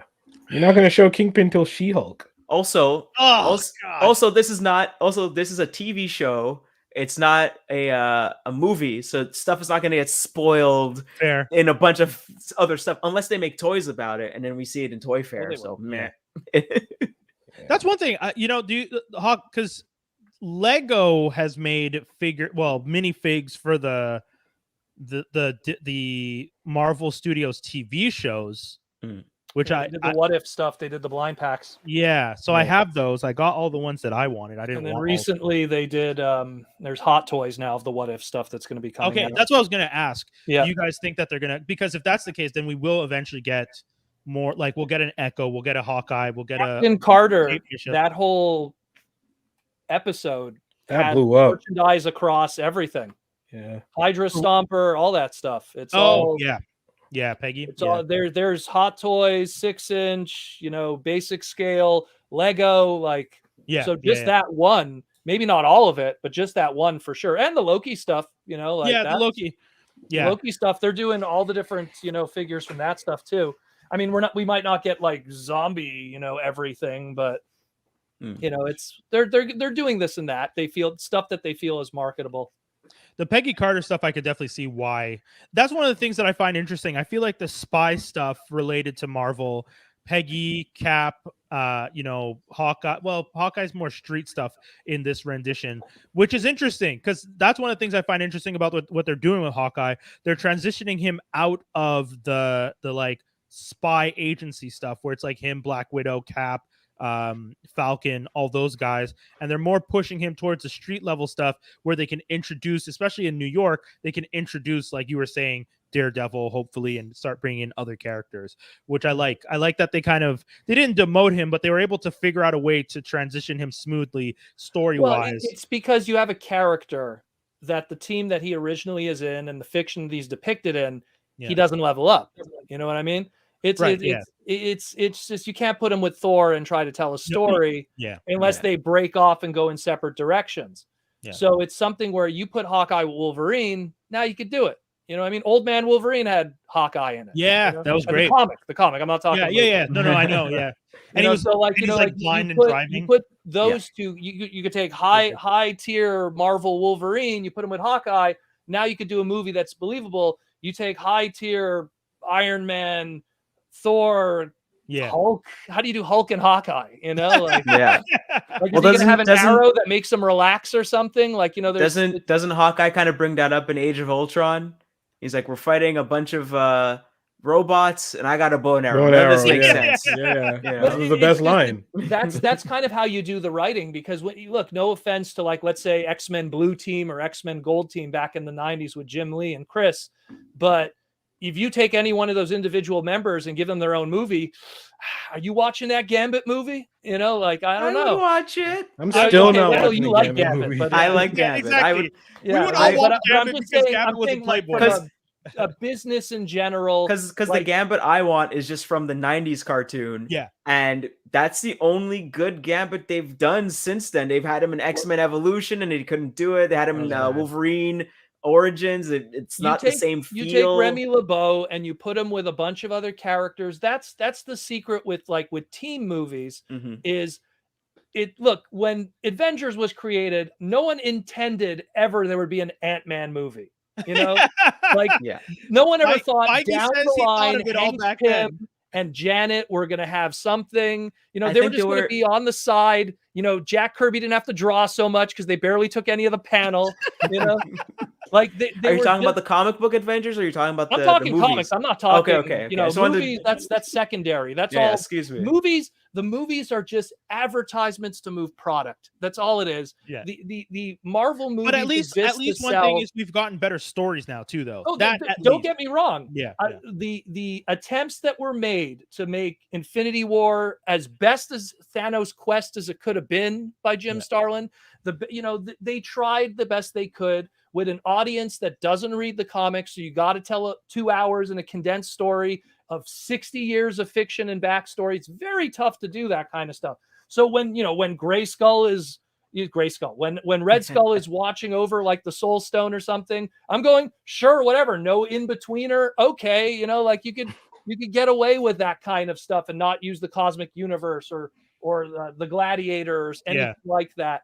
Or the gardener, or any of those characters that were key to the original Infinity Stones. Fire. Like you gotta creatively, you kind of have to use the cards that you have, the gallery that you have, and just what and happens kinda is make it work. what happens is they hire writers that, and for better or for worse, didn't read the comics, and that's for better because they write from a perspective where they don't know that even death is a thing. You know, they don't even like they really. I just wouldn't have kind of- minded a little bit of a reference to death though, because that's I like think- his, but then I you think- I change think- the entire incentive of Thanos. I think You I know? think they did when Thanos in the MCU was the the teaser end at the end of Avengers. yeah. They say, "Oh, you're playing with death," and he looks at the camera and No, he he smiles. says he welcomes death. Welcomes And that. I think it was a reference. But it's a this was reference, also- but- this was also pre-Disney, yeah. so it's kind of a different. But I mean, like I'm different saying, like goal. they could reference it, but I don't think they could go full all in No. because they don't own Yeah, those. yeah, Either they don't yeah, own yeah. those characters or Yeah. whatever money thing. Again, you have to deal with the cards. So that you my have. question is why introduce Pip the Troll now? Yeah, yeah. I stuff don't want like- goddamn I Pip the introduced Troll. Adam Warlock now. But see, We're Pip the done. Troll- We're Pip the done Troll- all of the Infinity Gauntlet story, and Adam Warlock is just Now, like, hey yeah. guys, Because we what's could up? do Magus with him. Cool, fine. But Star Fox? Pip the Troll though is what Proto Man was just saying. That's Yeah. that's very much just selling a figure. Yeah, look, That Adam one is- Warlock. Look, if Silver Surfer shows up now with no, Thanos, there's a lot of key things that, Galactus, and- you mean? yeah, with Silver Surfer, Galactus, Yeah, a lot any of those guys, yeah. things that, granted, yes, it wasn't available to them at the time. I'm pretty sure. I always felt in my heart the role that Captain Marvel played in those Infinity movies was Silver Surfer's role. Like, I feel like Oh, Silver Surfer was finding Tony Stark in space yeah. and bringing him back to Earth. I feel like Silver Surfer was the one that's showing up at the last second to attack like Thanos' With ship. power, yeah. Yeah. Like, I think can see that, that. just because they didn't have access to that, there's like, okay, Brie Larson's character, sure, whatever. Look, I love Miss Marvel, like original Carol. Yeah. I'm not a big fan Black of suit. where they went with Carol as Captain Marvel in general. I'm talking the books, let alone what the movies are Yeah. doing. Yeah, they kind So- of flipped her up. She became so militant. Like like she's a soldier. Carol Danvers' original book was such a slice of life, relaxed. Yeah. Like, I just want people to recognize me as a superhero.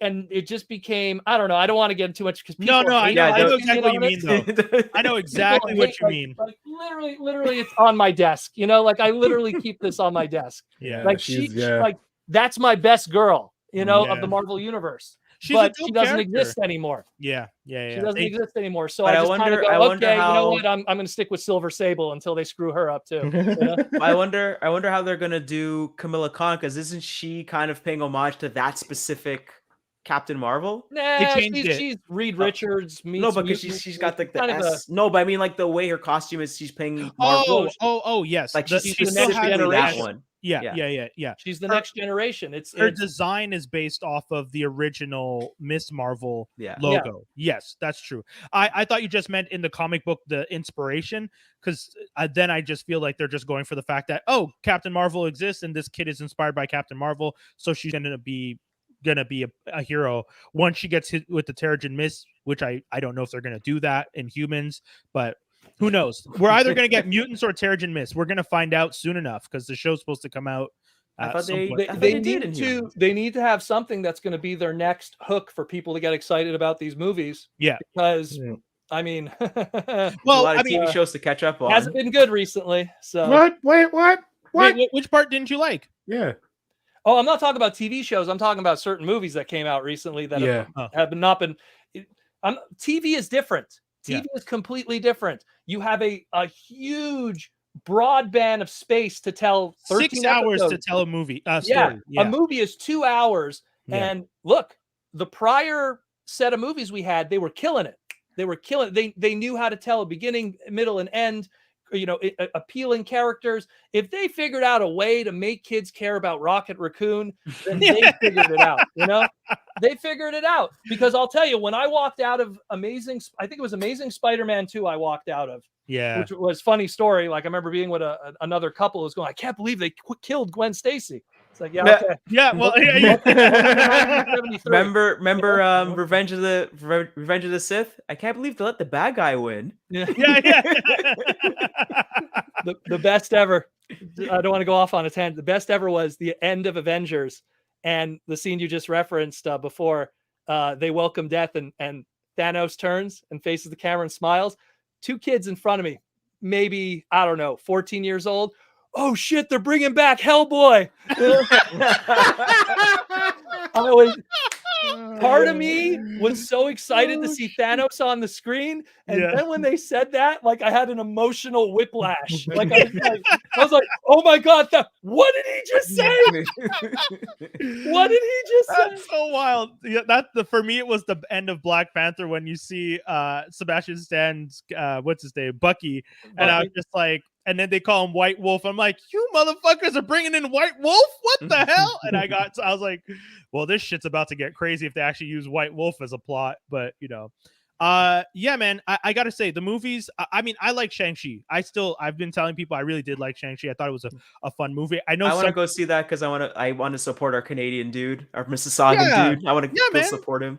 But not even just that. I think he actually did a good job. Do you know what? I want to actually mention something too. What also screwed over Shang-Chi was the merchandising side of it.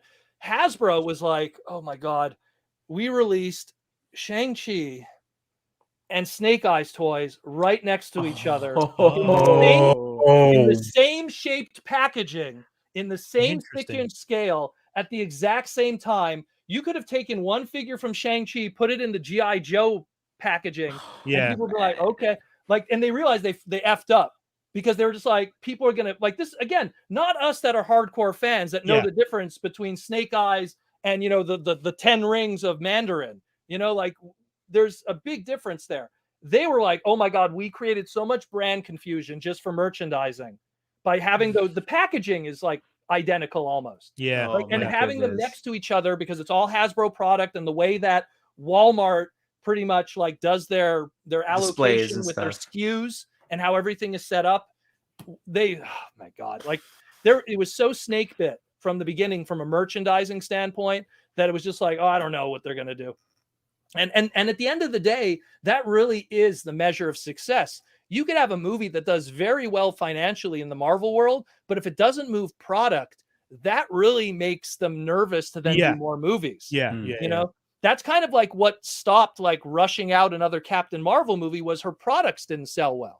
You know, I was waiting for all that to go on clearance so I could get a cheap, you know, Goose figure or whatever, Chewie or whatever. I don't know what they called him in the movie. I think they called them Goose. They did a diss reference. You know, So we actually have to, because we're coming close to the end. We do the usual, and I think this one. So we're gonna hit it, kids. We're gonna hit it. Geek news and rumors. I wish I could spin around in this chair. I mean, this is one of the ones that I got really excited about when I saw Yahya Abdul-Mateen II announce his production company and a Netflix sponsor, Netflix partnership. You know, when he played Black Manta, and we were all just like, "Oh, this is gonna be kind of crazy. This is gonna be super interesting. What are we gonna be?" Forever the businessman. And we were just like, oh, this is nuts. This is kind of crazy that he's doing these roles. And as an actor, he's like, because he just did what was the show that he did with Jaden Smith on Netflix that was set? It was like the 70s, the birth of hip hop. Was it? Oh, yeah, you know what I'm talking about. It got canceled because it was too expensive to produce, but he really popped in that show. I don't remember the name. I do apologize for the fans out there. But man, I know, tip of the tongue. But he really popped on that one, and it just, you know, his talent was seen, and the fact that he's and as we know, Matrix, this is a pretty big one. Oh, okay, yeah. Like, the man's going to be in Matrix. His stock is climbing. So I'm excited for what they're going to do with him and what's going to be next, because I think the guy has talent, and also Candyman. The Get Down. The Get Down. Thank you. Yes. Yeah. Did you see the Candyman?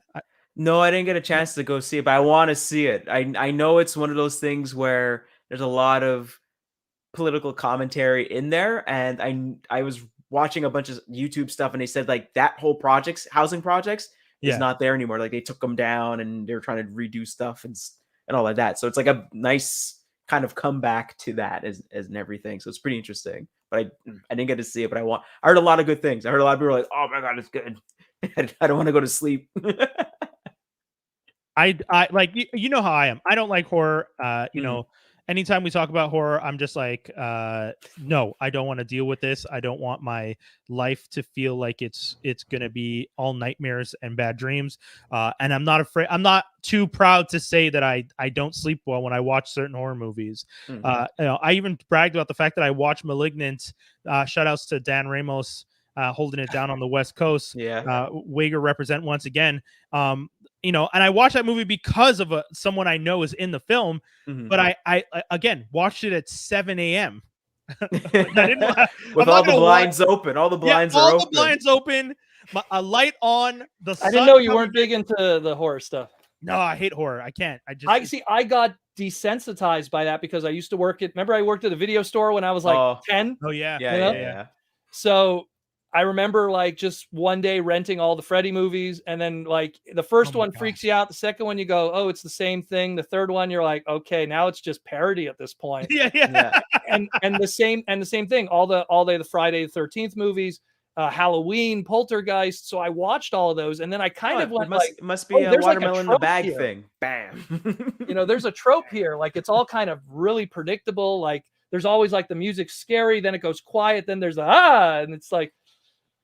I don't know. I kind of got like desensitized to them to the point that they weren't even like, I didn't find why people like them unless there's like a deeper kind of, I don't know, enjoyment to them that I'm missing.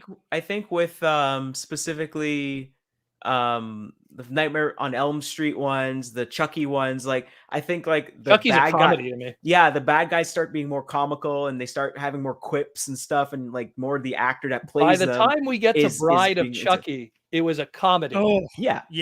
Like I mean, the best line in all of cinema, where Chucky's having sex with his female Chucky, and she's like, "Chucky, wait, do you got a rubber?" And he's like, "Bitch, I'm made of rubber." Oh my god! And then the next one, Seed of Chucky. Yeah, they had a kid. Yeah. Jesus Christ. Anyway, he's made of rubber.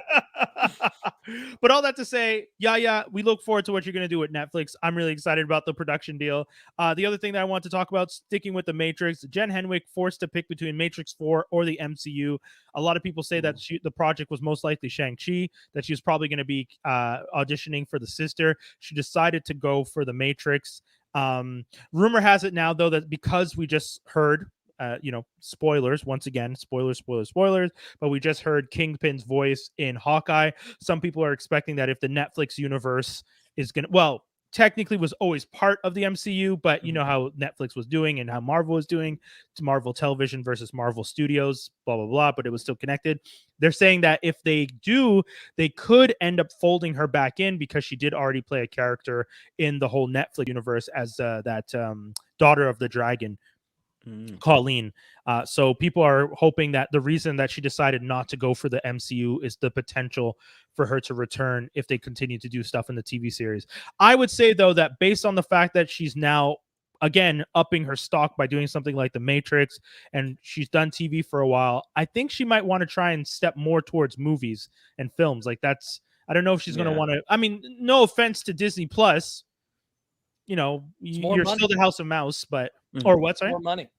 That's you could be in a 52 episode TV series on Disney Plus, and it's going to still pale in comparison to the money that's made in a 2-hour filmed Marvel movie. Exactly. So if pay for play, pay for play. Wherever if she's gonna stick out and decide, if anything, the smart play for her is to potentially go back if MCU does want her, bring her in for a TV show, but hopefully spin that into a movie role. Of some sort, some appearance. Because if they're still going to try and do some of the team stuff, especially when I'm thinking of New York, if you're going to do the Fantastic Four as a movie at some point, and you want to establish all of the New York heroes, you have your Spider-Man, you've now introduced your Kate Bishop, who's going to be based in New York because she's working instead of being on the West Coast like the other time.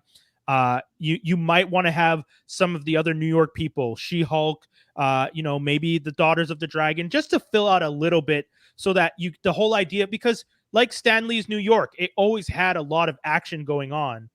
And all the movies so far haven't really played up the fact that it's New York. You know what I mean? Like those movies kind of felt like anywhere because they were anywhere. They didn't have they to were be anywhere. Yeah, They really were. But the MCU and Marvel, Earth 616, that's a New York based story. That is a heavy New York thing. So I like that they're kind of going back to that, and I'm down to see more of that. And if that's her play, that those shows were set in New York and she can make that move, I think it could potentially be good for her. Correct me if I'm wrong, because now you're making me think about it. Has there ever been anything done in the Marvel TV stuff, like a character or something that has transitioned to the movies? Well, if anything, no, they've been going backwards. Yeah, no, it's always the other way around. Yeah. But that's what, now that you mention it, because you said like, oh, maybe they could do something with the TV and then transition to the movie. And then I was thinking to myself, like, has it been done since? They've only just started doing the TV shows connected to the universe outright, right? Yeah. So they haven't had the chance to yet. I mean, no, but I'm saying like even something like, Agent Carter, right? Oh, well, yeah, she has. Yeah, but Agent Carter herself starts in the movies. She starts in the but that's what I'm trying to say. Like, has there ever been something that was a series? Because I can't think of a character at all that debuted in those TV series and then at some point found their way into the movies. No, they haven't. But I think they could do it now because Feige is involved with the Marvel Studios. Okay. Yeah, and they don't have anything on ABC anymore. Okay. They don't have anything on ABC anymore. So a lot. Sorry, Josh. No, I was just saying, like, they don't have anything on ABC, and I remember that was kind of like the tension that was going on with the old. It was a production thing. Okay. Yeah, the old production person and Kevin Feige. Yeah, because they were always saying it's hard to connect TV with the films because of the production schedule and timeline. But now, because Feige has everything in his wheelhouse, he's all of a sudden he's figured that out quite easily. Yeah. It takes so long to for the production of a film versus television. It was just because the people in the television department weren't communicating with the people at Marvel Studios, because they could have done it. They did one episode of or a little bit of an entire season of Agents of S.H.I.E.L.D. got affected by the movie, but also there was a little bit of that one episode that connected to Thor: The Dark World, because stuff that happened in that movie connected to the beginning of that episode. And then if you hadn't seen the movie, that next episode didn't make as much sense. I feel like I think that they were probably told, don't write anything that if a fan didn't watch the show, it could affect their movie-going experience. Yeah. I think that might have been it. Maybe. There was a lot of I know Winter Soldier played into the Agents of S.H.I.E.L.D. as well, because it was like one episode and then Agents of S.H.I.E.L.D. and then Winter Soldier and then something else happens after that continues. Really? That they did that, because even the whole Agents of S.H.I.E.L.D., because S.H.I.E.L.D. collapses, Agents of S.H.I.E.L.D. goes underground on the run. Yeah, you're right. And then the whole rest of the series, they essentially had to work themselves away from the MCU, because S.H.I.E.L.D. technically didn't exist anymore. Yeah. And then they went more into space, if I remember right. Yeah, they did space, they did time travel. They pretty much did everything to avoid being connected to the MCU after that, which was unfortunate because, you had what's her name? Chloe, the actress, was on there saying like Marvel doesn't care about the TV shows. And it's just, it's true. They didn't. It was apparent when you watched it. Last bit of news that I had, man, I wish Skinny was here for this one, because I feel like he would be, this is something him and I had been talking about. A very tired Tom Holland will apparently star in another Spider-Man trilogy for the MCU. I saw a meme about it where it's what was it? What was it called again? Breaking Bad. And he's holding up Sal, and he's like, "You are done when I say you're done." Yeah. I think it's Saul. He's holding up Saul. I won't say who, but it's one of our buddies that is at the conventions a lot that posted that one. I saw it on his Facebook. Yeah. But yeah, man, I mean, it's funny too, because he recently just said something in line with like, I don't know if I'm going to do this forever. Right. Like, he just said that. Then Amy Pascal came out saying we're planning 3 more films, and now potentially with him. One of the big rumors that's been going around is that the reason, quote unquote, Andrew Garfield was supposedly going to be in this next movie for Amazing Spider-Man 2, they were going to try and continue his storyline. Oh, you mean Amazing Spider-Man 3? You're trying. Yeah, but that's what I'm saying. Like the end of Amazing Spider-Man 2. Then there's continuing that, make it a trilogy. Yeah, they're gonna make then this Spider-Man movie, No Way Home, Then Amazing Spider-Man 3 was supposed to be after. I didn't hate him. So Yeah. he wasn't too That's bad. crazy. That was kind of the idea that people are throwing around. I don't know if how accurate that's going to be. I think it's, like I've been saying, I'm more interested in seeing different Spider-Mans. This goes back to what I'm saying, though. Like, Marvel right now doesn't have a overall hook for people to get excited about a batch of movies. Like the Thanos thing for that whole line. Leading up, like literally starting with Avengers, like it became like must-see movies. Yeah. You know?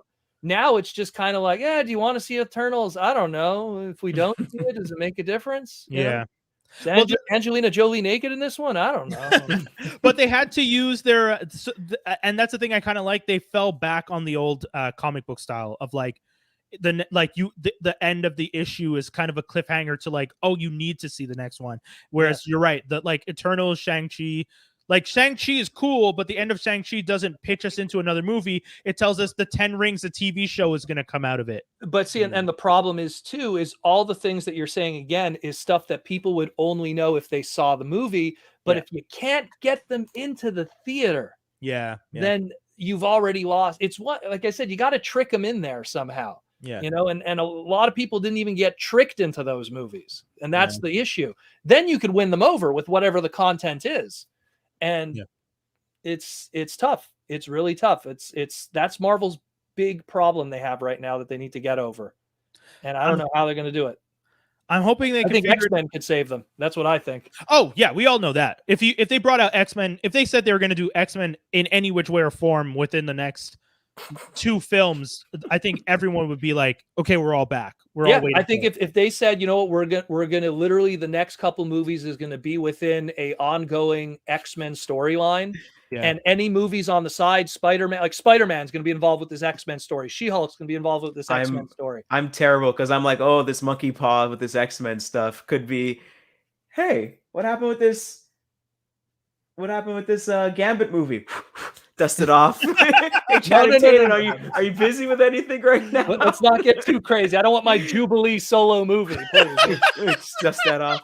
You don't want her to be in the plaza again? Oh my God! You don't want her to be in the plaza again? You know, that's what they'll make the whole movie like it'll be like what's it called there? What was that movie? You don't want a mall babe to eat chili fries again? What was that movie? Oh my God. With Alicia Silverstone, where she played a Valley Girl. Oh, Clueless. Clueless. Like I imagine it's the whole Jubilee movie is just a Clueless movie. You know, my name's Jubilation. I'm having, I'm going through puberty and I don't know what's going on. Well, at that point, you might as well just do Marvel Divas. The fact that Marvel Divas exist and it hasn't been done yet, folks. Oh my God, Marvel, we're here. We're telling you. They could do the Clueless TV show, but just replace Claire with Jubilee and just redo everything. Oh my God. In all honesty, if I would like jumpstart it, I would go straight with whoever's going to be the new guy who's going to play Wolverine. Yeah. Do some kind of, Weapon X origin story thing just to get us familiar with that new Wolverine after literally decades of Hugh Jackman. Yeah. Because that's going to be a hard transition for a lot of people. So you gotta win us over with the new guy. And then after you get Wolverine, then you could, because you don't need to have standalones that are introducing whoever's going to play Cyclops, whoever's going to play Jean. Like I said before, there's some individual characters that are just built for a team movie, and it's just better off that way. Not everyone is like Thor that could get away with it, Yeah. And I always said that a rebirth. Thor did well because it was a comedy. Yeah. Basically, had a rebirth. What they were doing. Yeah, they pivoted. They definitely pivoted, and it worked well for them. I think the only thing that's sad about the X-Men stuff is that we're not going to get that standalone Magneto Nazi Hunter movie. That would have been really cool. We never needed that. We never needed that, though. But it would have been cool to see it. I mean, we got a little bit of it, but I mean, it's like you said, it's something that could be something 5 different. minutes of a movie, but we never needed like 2 hours of that. Because how exciting would that be? Let's be real. I know. I think they've made. True. I think they've made two. I think they've made two. Think about whichever X-Men movie it was, the one where he was, he worked at the smelting factory there. I think it was. Oh, that's Apocalypse. It was Apocalypse. I know it was Apocalypse. I think that was the third one. Yeah. So imagine 2 hours of that. You know, Well, I know they made 2 dramatic movies about like either a retiree that actually finds a Nazi he was supposed to kill, and then also like this group of old Jewish people that were Nazi hunters. but Like, that's ground. but those level are guy very with gun small. suspense. This is Those a are dude very who can make small. bullets fly in the sky. Yeah, from his that's the thing. fingers. I get what you're saying. mean, Like, He's watching just you going know, to you be could- wrecking the Nazis. They you know? could do a small, but anyway. I'm just saying. Hank, All I'm saying is that I'm plane, sad that we don't have that anymore. We don't have that option to do that anymore. Yeah. That's all I'm saying. all that to say, give me my Marvel divas. I want to watch Hellcat and Photon, and I don't even remember who the other two were, but Silver let's. Sable will be the rich bitch. You know? Oh, her really with want her the own Silver country. Sable? Excuse me. Silver Sables, I think Sony has them because that she counts as Spider-Man. as Spider-Man. yeah. Yeah. True, true. She's awesome. I love Silver Sable and Black Cat. Yeah, this is another unfortunate project that never came out of that ASM world. But you know, fingers crossed, guys. That's the whole show. I put the stream your Proto Man's page at the bottom, scrolling across the page right now. So if you guys have not seen it yet, go check it out. It's also in the description of this episode. Whether you're listening to this live or watching us live, or you're listening to this later, it's there, and you guys can just click on it and go check out his page. Go subscribe. Proto Man, anything exciting coming up? It's the end of the year. I imagine you guys are going to be doing some sort of end of year list because there's tons of stuff to talk about, I'm sure. We're gonna do our top 5. Like, or usually we do it around Boxing Day. Okay, cool. It's usually we have the free time. Just to kind of match the theme quickly, because you're like, hey, recommended Christmas gifts for people. Get the Game & Watch for Nintendo. I think the Zelda one was really cool. It glows in the back. Hey, that's pretty awesome. You know, what are those? It's based off of the very first Nintendo games that were ever invented. This is the Nintendo Game & Watch. This is the Zelda edition. It's in Walmart right now. It's to commemorate Zelda's 35th anniversary, right? Yeah. What's cool about it is when you turn it off, it glows the Triforce there. It has Zelda 1, Zelda 2, and Zelda's Link's Awakening for Game Boy on there. Oh, wow. It literally fits in your pocket. It's this cool little device. And again, it homages the original Game & Watches from back in the day. You know, that's the fourth game. That's the fourth game that's on there, an actual Game & Watch game. They did a Mario one last year that did the same thing. 35 years of Mario as well. Yeah, so I'm sold. That's the new hotness that's out right now. So that's my recommendation if you want to get a geek a gift that they'll love. Man. Yeah, let's get yeah, that's dope. I didn't even know about those, so I'm definitely gonna check it out. Stocking stuffer maybe, because that's something I would want. I would definitely very tiny. Very just cool. Christmas Day, just sitting on the couch watching bad movies and playing on that sounds like fun. Yeah. I don't have anything to recommend. If you guys are looking for cool toys and things like that, I'm a nerd who loves audio equipment. Shout out to my friends over at Music Red One. They're not sponsoring, but they got a whole list of dope ish that you can check out if you're like into music production, mics, stands, and a lot of people I realize don't know about them. There's a whole bunch of other, Moog and all those people around the city, but Music Red One is more out in the suburbs, but they have pretty decent prices. That's where I got my H6. So if you guys are looking for some fun stuff for your fellow podcasters, you can always check out that spot. You guys want to tell people what else they can where else they can catch you guys on socials and whatnot? You can catch me on Jaws D Twitter. It's right there on the screen, right there. Bam, bam, bam. Just go to theprotoman.com, my website, and it has my Twitter, has my Insta, has everything. I mean, this right here is my Twitter. So there you go. Guys, thank you so much. Daniel, Proto Man, thank you so much for coming through, man. We really appreciate it. It was great having you on. It was a lot of fun. Guys, we're going to be back with another episode next week, and we're going to be closing out the year soon. So, make sure you tune in and check us out. We love y'all. We appreciate y'all. We'll be back. Peace, everybody.